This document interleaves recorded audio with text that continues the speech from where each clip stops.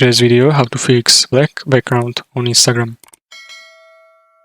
Launch Google Play Store on your device and tap on search bar at the top and search for Instagram. To the right of Instagram it will either say open or update. If it says open, you are using the latest version of Instagram application, and if it says update, you need to update your Instagram application. Then tap on update to install latest version. Updating to the latest version might fix bugs and glitches caused by the latest update. Then go to settings, scroll down and tap on apps, tap on search bar at the top and search for Instagram. Tap on storage and then clear all data.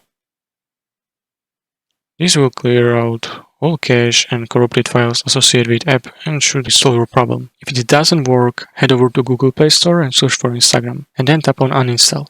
After uninstalling, download and reinstall Instagram back onto your device.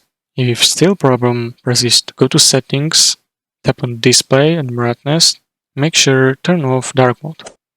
After turning off dark mode, open app and check if issue resolved.